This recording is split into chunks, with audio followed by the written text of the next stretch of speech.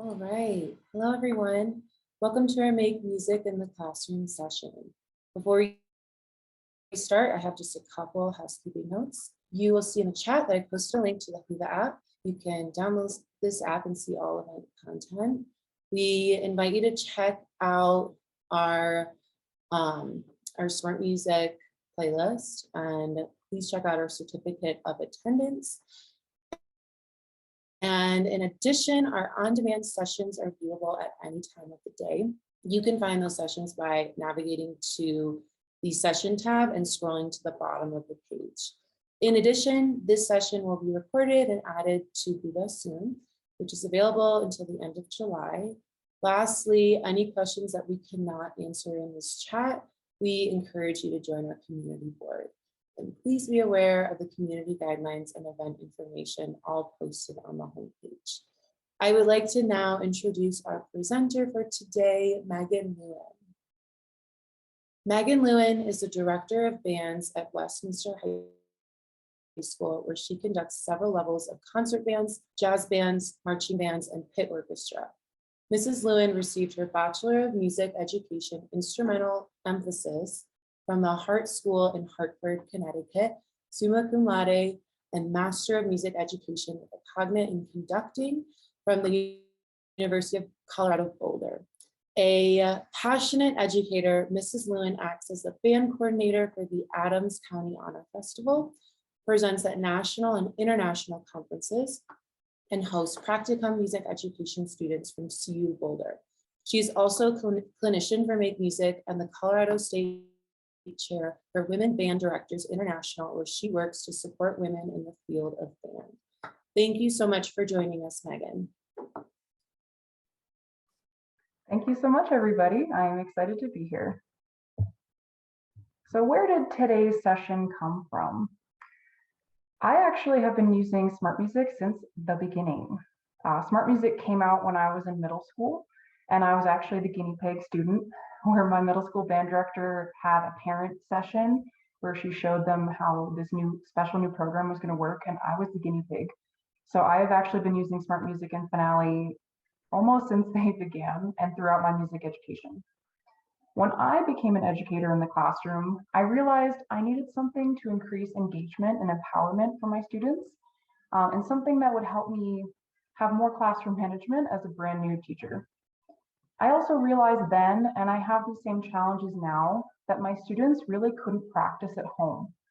They just did not have home lives that were conducive to bringing instruments home, let alone playing them. And at school, I didn't really have the facilities to have students working alone very often, and I still don't. I have too many students and not enough rooms. And I realized that if I could bring SmartMusic and Finale into the large classroom, I could address some of these challenges while team building and helping my students work together from one common screen at the front of the room. And so I started using MakeMusic in the classroom, primarily with large group instruction, some small group instruction, and some individual instruction. And that's what we'll be going over today. For incorporating SmartMusic into large group instruction, I use it for decoding, gamification of my curriculum, recording student progress throughout the year, small group instruction, and composition. We do decoding every single day in my classroom. My students, they just don't come to me with a lot of decoding skills in any language.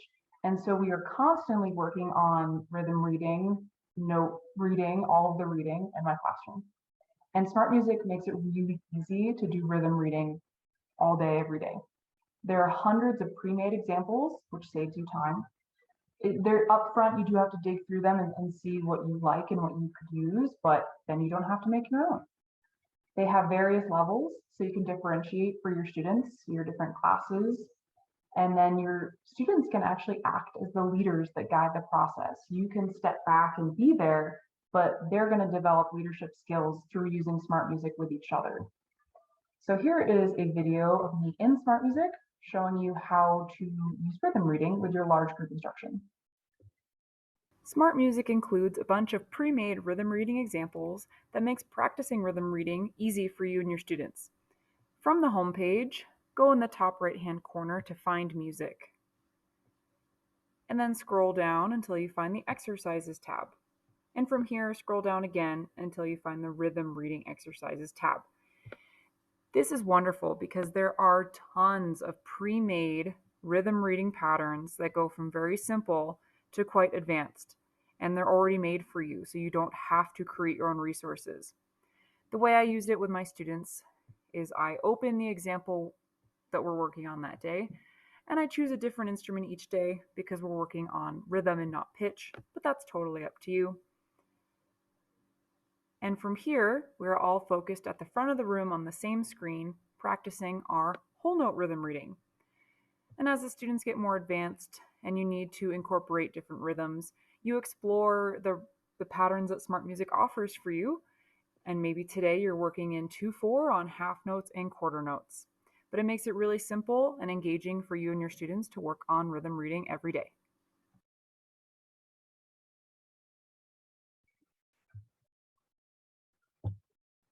SmartMusic includes a bunch of pre-made. Don't you love when YouTube always starts over? So another way you can work on decoding in the large ensemble setting is by using the Compose tool in SmartMusic. This was so awesome when this was added. This was a relatively recent addition to SmartMusic. You used to have to use Finale separately. So in the beginning of my career, I would use Finale for this portion and then go into SmartMusic later, but you don't have to do that anymore because the Compose tool is basically Finale inside of SmartMusic, and it's awesome. So you can use this Compose tool to pull examples from the music you are working on. So it is a little bit of upfront time, but then the students are working on the repertoire in a different way. And then they're transferring the rhythm reading decoding skill into their music when they're performing it. Your students can also create examples for each other. You don't have to be the one building everything. Empower them to work in small groups or pairs to build their own example within whatever parameters you want. And then they can share it out to the large group setting so that everyone's working together on these decoding skills in a different, exciting way. So here is another video on how to use the Compose tool for decoding. Another way you can use SmartMusic to practice decoding notes and rhythms with your students in an engaging way is the Compose tool, which is under the little quill picture. The way we use this in my classroom is I will use the Compose tool to grab a passage from the music we are working on in class. And if I've already put that into Finale, I'll just import my music XML file. But the great thing is, when you go to Quick Creation, it is a Finale file. So you can build all of your passages here within SmartMusic and save it. From here, once I've inserted whatever I need, which is obviously more than just a half note on C, I will project this onto the screen to have the students practicing decoding the notes and the rhythms as a large group. Another way you can use this Compose tool to practice the decoding is to have the students create their own examples and share them with each other in small groups or in pairs. And that way they're not only practicing decoding, but they're also practicing composing. And it's giving them some voice and choice in their learning and making them feel responsible for their education, which is what we want at the end of the day. Having your students work in small groups or pairs also allows the more shy students to have that voice that they might not feel comfortable using in the large group setting. So they're just using it in a smaller group setting, and then someone that is more confident from their team can share it out to the larger group. Another tool within SmartMusic that my students and I are obsessed with is the Sight Reading Builder, also relatively new to SmartMusic. So in the Sight Reading Builder, you set up the parameters ahead of time to meet your students' needs. The time signature, the key signatures, the range, you name it, you get to set that parameter. And then your students are working on analyzing notation, sight reading, their musicianship, and their ability to perform. If you're having the students play the sight reading example, you can also just have them analyze the notation first. But if they're performing, they're working on their musicianship skills, and then they're evaluating their performances. Can they tell if they played the example correctly or not? That's an invaluable skill in our ensembles that you can build with this sight reading builder. And here is a video showing you exactly how you can do it in your classroom. The Sight Reading Builder tool in SmartMusic is an awesome way to practice decoding notes and rhythms with your students in an engaging way at the front of the room that's a little bit gamified. So from the home screen, go into the top right-hand corner. You'll find SR Builder at the bottom. That's your Sight Reading Builder.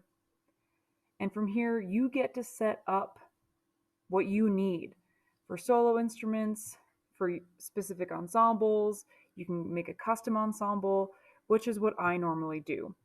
In order for this to project big enough for my students, I have the flutes and the percussionists on mallets read the flute line, clarinets and trumpets read the clarinet line, alto saxes get their own line, tenors get their own line so that they're reading higher than the clarinet and trumpets are reading. The horns get their own line, the trombones and euphoniums read off of the same line, and then the tubas read off of their line. My students love the Sight Reading Builder, and I do too, because once you set your levels and you set your time signature, your key signatures, your rhythms, your ranges, your notes, you just click and it auto generates example after example for your students to read. They are in unison, so it's strength and numbers for your students. And then you do what you need to from there. You have your students mentally prepare and then go, or you just have them rapid fire read as many examples as they can that day. It's an opportunity to talk about courtesy accidentals, like in this exercise. You can talk about the tempo, the time signature, the key, whatever you need to do. My students love, especially when they sight read it, and then I play the example for them through SmartMusic, and they have to compare and contrast their performance to the correct performance. And then they have an opportunity to talk about how they're going to change what they did so that it becomes accurate. And they love to see how many examples they can get done, within 5 minutes or less, 3 minutes or less, whatever works for you and your students. But it's a great way to rapid fire sight read practice every day. Sight Reading Builder is also a really fun post-concert activity where you see how many examples they can read and the level at which they can read them. It gets pretty advanced pretty quickly. Like, I remember my students were like, level 10, level 10. Absolutely not, like not even close. But it's fun for them to see what's out there and what they could play someday if they keep working on their sight reading skills. The sight reading This next section does depend on your personal philosophy and pedagogy when it comes to learning by ear, but my students have incredibly strong ears. Absolutely. They struggle to decode. It is not fun for them. So as we're working on strengthening their eyes, we're going to use those really strong ears to help them in their musicianship. And SmartMusic can help with that. It can help the students hear their own parts foremost of all. So if they're really struggling with the visual decoding, they can orally decode by hearing their own part. But we use it to really learn beyond the individual part, to really open up those ensemble ears so the students know what other people have within the band. It also helps them decode beyond the notes and rhythms. If you have language learners in your classroom like I do, it is really, really hard to explain articulation and dynamics and more advanced technique I have found when you don't speak the same language yet. And so the ability to model either yourself or through SmartMusic for them to hear what an accent sounds like, what a staccato sounds like, they're going to get it so much faster and feel empowered and just not feel so lost and behind with the language barrier. And I found it very powerful in my classroom. But like I said, this is totally up to your personal philosophy and pedagogy. But here is how I use SmartMusic to help my students learn by ear. Here are a few ways to use SmartMusic to help your students learn by ear in the large ensemble setting. We are using the tuba part from The Blue Orchid by William Owens for this example. In my classroom, we use this to help the tubas get better at measure 24, because the part goes higher up in their range, It has very precise articulation with the staccato and the slur. It's a lot faster than other parts of this piece, and it's totally exposed, which at least my tubas were not really ready for at this point in their musicianship. And so what I did was I said, hey band, everybody look at the screen. I highlighted the tuba part, pulled the metronome, and I said the whole band needs to know what the tubas are doing in this measure. So take a listen to their cool part.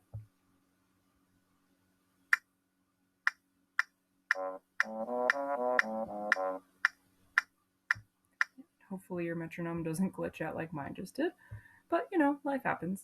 And I say, okay, now we've heard it for the first time. This time, tubas, move your fingers as you're listening. Everybody else, listen for the articulation. What do you hear with the attack of the notes?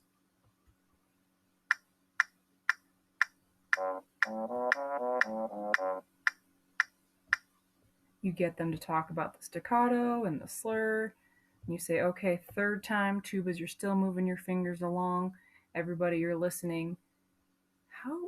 What does your part do here though? Listen to the tuba part, but think about what your part is here.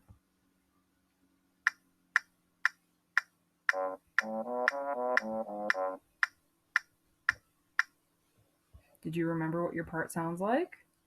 Because when we add everybody back in, it sounds like this.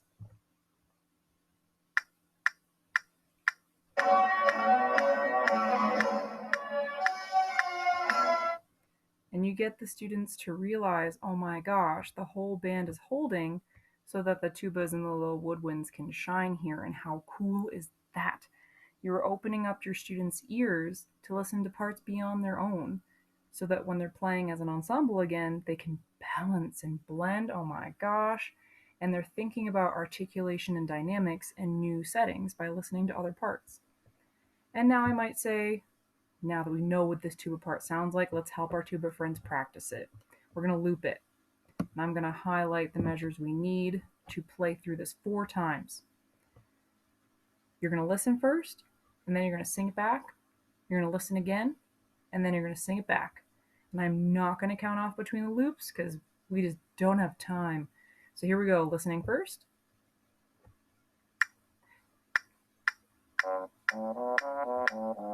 And now you sing. Now you're listening. And now you sing.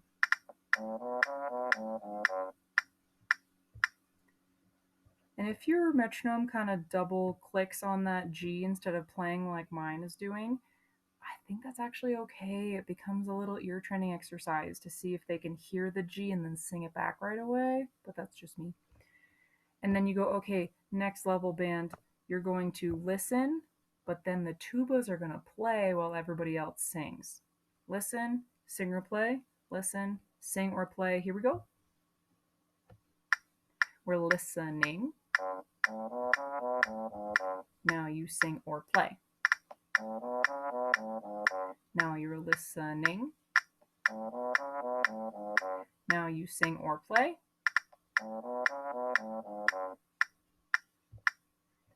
And within just a few minutes, your tuba players have multiple chances to be successful. They know how their part fits in with the band, and the band knows how their part fits. And they're hopefully feeling more confident and ready to put it into context. And then you can go back, take SmartMusic off your screen and go back to just your students so that everyone feels confident and ready to go as a group. So in the example, it is focused on learning by ear, but the students are still reading. So they are working on their decoding skills at the same time. Here are a few. Now let's talk about gamification. Gamification was absolutely everything when I taught middle school orchestra, grades 5 through 8. Oh man, I felt like I couldn't survive without it some days. But it really helped the students get engaged in the class and get excited about what we were learning. And so we would gamify rhythm reading primarily, and we would focus on counting and sizzling, clapping. Maybe they would just play on their mouthpieces to work on their embouchures, or just pizzicato to work on their posture in general, or singing. And we would decide on the day if SmartMusic was going to be the judge, we would use that assessment tool, or if the students were going to be the judges, I was the ultimate judge always, but they loved being judges for each other.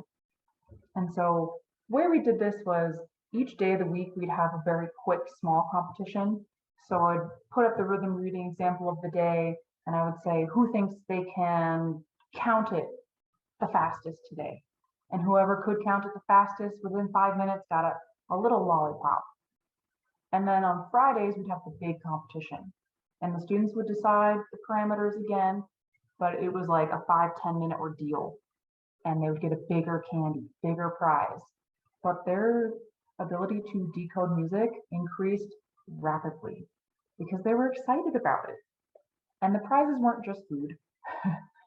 They would be for the most accurate or maybe the fastest, who could read the most complicated example, but maybe they would win the prize of being the secretary that day. They got to answer the phone. Or they would be my assistant for the day and they would get to help conduct. Whatever gets your students fired up, that can be a prize too. It doesn't have to be food, though that is very motivating. SmartMusic is also a really quick way to record progress in your classroom. And you can record in large group settings, small groups, individually, but no matter what, your students are practicing their ability to evaluate performances. Before I start this video real quick, I totally forgot that if you go to the assessment tab in SmartMusic, you can turn off the assessment. So in the large group setting, it's not always the most accurate thing to have that on. You can turn it off before you start. So keep that in mind while you watch this video. The music helps you and your students practice evaluating performances in your classroom. You can do this in large group settings, small group settings, and individually. The way I've done this in large group settings is I'll pull up the piece that we're working on, and I'll pull up a random part. For example, I might pull up the horn part for Lament and Tribal Dances by Michael Sweeney, because everyone needs to know what the horns have at the beginning. It's very important. And in the large group setting, I will turn off the accompaniment, I will turn off the horn part, and I usually keep the metronome on, and I usually keep it on full blast, so that way they're staying consistent with the recording. And then I just use SmartMusic to record whatever section we want in that moment, so the students can quickly listen back, evaluate, and move forward. After I hit that red record button, the button to the right will turn purple, and that's what I will hit to listen back to the recording. Keep in mind, in the large group setting, it's designed for individuals, so the notes are going to turn red and show up all over the place because they're not going to be correct according to the horn 1 part. So you just have to ignore the visual when you're using the large group setting, but it makes it really easy to just record quickly.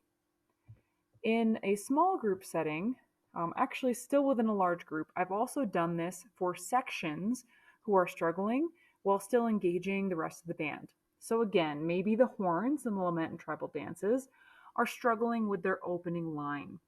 So I will turn off their part, I will keep the metronome on, and I'll keep the accompaniment on. And say we're going to practice the beginning to 14, where they have this opening horn call. The rest of the ensemble is going to move their fingers and slides and mallets. They're going to move along to the music, but really, really quietly, or maybe with no sound at all. So they're still getting the sound to feel connection in that practice, and the horns are going to play out loud. Now I'm going to hit record, or we're going to record how the horns are doing with the accompaniment behind them. And then we'll listen back as a group, and the horns and the whole band can help give them some feedback on what's going well and what they could do to improve their part and feel more confident. Again, the notes might not all turn green like they're supposed to because you have more than one person, and it might catch some of the accompaniment through your speakers. So again, the visual might not be as helpful for that setting. Individually though, when students have their own devices and their own SmartMusic accounts, then they can rely more on the visual. When the individual students play, it's your choice if you want them to use the accompaniment and their part or the metronome, that's up to you. You can also change the tempo for individuals if they're not quite ready to play at the written tempo. But when the individual plays, the notes will turn green if they're right and they'll turn red if they're wrong, which is a really great visual and another layer of feedback for your students that they get before they hear your feedback when you listen to their individual performance. But no matter how you're using the record tool in a large setting, a small group setting, or individually, you're helping your students practice evaluating performances, which is what we want them to be doing all the time.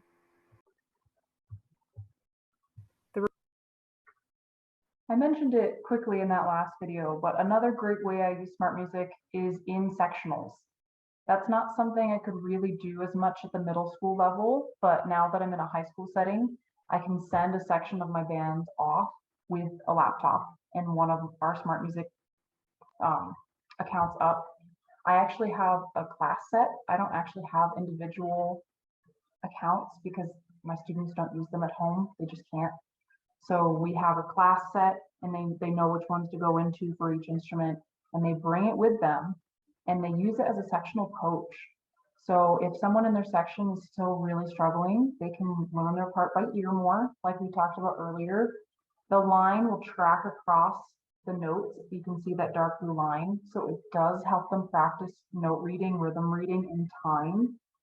And it helps record their progress. So if maybe you say trumpets, you have 10 minutes to work on those 8 measures. Make sure you record it when you're done and tell me which account you're in.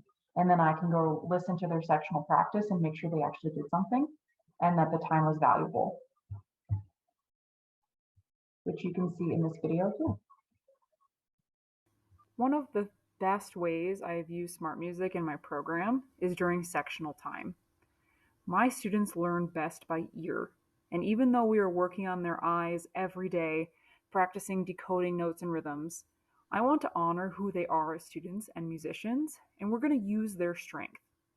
So in sectionals, each group will take a device with them that has SmartMusic, so that way they can listen to their part as SmartMusic visually tracks over it for them. So while they're using their strong ears, it is also developing their eyes, helping them track over the rhythm. Even if they can't count 1, 2, 3, and 4 yet, at least they understand that a quarter note is longer than an eighth note. And also in sectionals, if they have a question about a fingering and I'm not there, they can click on the note and find the different fingerings. They can click on the note and listen to it. So it can answer a lot of questions that I normally would if I were in the room, but when I'm not there. And then at the end of sectional time, to keep them accountable, I will have the students turn off their part and record themselves as a group. So that way I know that they're using their time effectively when I'm not in the room. We can also record individuals as needed so they can hear one another. But this SmartMusic has been an invaluable tool in sectionals as a support teacher while I am running around trying to be everywhere at once. Because no one else has been there, right? Trying to be everywhere at once, always. And now let's talk about composition. This is where you can incorporate SmartMusic and or Finale, depending on what you have in your classroom. Like I said, they used to be separate entities, but now they are more combined. So you can do this all with just SmartMusic. This is one of my favorite things ever. We would use Finale before SmartMusic had Compose to write class compositions on the smartboard when I taught middle school orchestra. And I don't have a smartboard anymore, but it's still very possible. So you have student leaders guide this process. You set the parameters of what you're composing that day. Say it's 4 measures in 4/4 concert D major using quarter notes. Your students are then the ones that get to go up and create the composition together as a large group. It's pretty cool. You can also do this in small groups or individually, but here is a video explaining how I do this in a large group. The composition tool in SmartMusic is a fantastic way to teach your students about composition in large, medium, and small group settings. The way I use this is I go to the Compose tool. And then I project the quick creation on the screen so that it's a blank template. This was ideal when I had a smart board. If you have a smart board, it's just the best. What you can do is have a student leader come to the board, and then they are going to physically drag and drop whatever note and rhythm they decide into the staff. And then they see, they hear, and they feel the note that they have created on the screen. And gosh, for students that are learning to decode, it is powerful. If you don't have a smart board, I don't have one anymore, you can have the students go to the computer that you're working on and they can do the clicking of the notes and the rhythms if you're comfortable with that. Or they can just tell you what note and rhythm they would like and you put it into the screen. I always have rules for my students when we go through this process so that they're not overwhelmed. So for example, today's rules might be you can only use whole notes and half notes, and you can only use G, A, and B, because maybe I'm working with beginning alto saxophone players. And so we go through and they use their whole notes and their half notes, they use G, A, B, and you decide how long the composition is going to be. You decide how much each student leader is allowed to put into the screen. Maybe it's one measure, maybe it's two, maybe it's four. And once you've created your composition, you can go back and listen to it as a group. And then what we do is the students get 20 seconds on the clock to discuss what did they like about the composition and what would they like to change. And they turn to a neighbor and they talk about it. And then as a class, we go back through the composition for another minute or two. We make any changes that we want to change, listen to it again. Once we're satisfied, we will play through it on our instruments so that we can feel what our music feels like and we can hear it and experience it as a group. Beyond the large group setting, you can have small groups of students do this, all sharing a device, either a laptop, an iPad, whatever you have. And then eventually you can get all of your students individually composing. But they started together in a group where it was a little more safe, safety in numbers, learning together. They went down to the smaller group and then finally by themselves. And if you're using SmartMusic, they can just save their composition and submit it right to you. And it's easier for you to grade because they're all in one place. But no matter how you use it, the composition tool is a fantastic way to get your students engaged with the creative composition process in music. And that's ultimately what we want. We want creative young people. Composition in any form, especially using SmartMusic or Finale, is a great way to check for understanding with your students. And you get to watch the process when you see them using these tools. Can they follow the rules that you've set, or do they keep trying to add a fifth quarter note to that measure of 4/4? And by watching this process of composition, you can differentiate to your students' needs, and you can adjust the rules that you set to make them simpler or more complicated. And you can adjust your overall instruction to make sure that your students really do understand the building blocks of their music, which make them better musicians, performers, ensemble members. If you want to get a little more advanced with your composition, this is something that we did during the first COVID year, so 20 to 21. We had the students create instrument-specific studies. So they had to decide what was challenging for their instrument, like what's hard on a trumpet versus a flute. They had to decide what the necessary skills were for success on their unique instrument and what was fun. Like trombones love glissandos, like we're also jealous of them. So why not write an exercise where they get to practice glissing on their horns? So I have two examples of how we put this together, because that year we used Finale to make examples, ultimately to make student created method books. So here I have a flute book, and let me go back up. So you can see this student decided the first note for their book was going to be concert B flat for the flutes, and they did a first note reading exercise. And then they went to the first three notes. They decided they wanted E flat, D, and C. They had to defend that theory earlier in the book, but this is what they decided. And they had their young student work on the first three notes. They had them isolate and just work on beginning rhythm reading, some more intermediate exercises where they started talking about articulation and dynamics. This student, let me go up again. This book was amazing. I can't even believe this one. So this student started with Shaking It 5, working on the first 5 notes on the trumpet. They decided would be C through G. And they have all these reminders throughout. They borrowed from YouTube and put it in their resource list. Climbing the staff, they decided that it's important on trumpet to be able to extend your range. And so they went from C all the way up to C.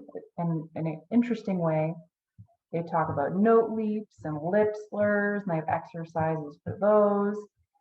So once your students are composing, this is an idea to go to that next level, make it a little bit more interesting.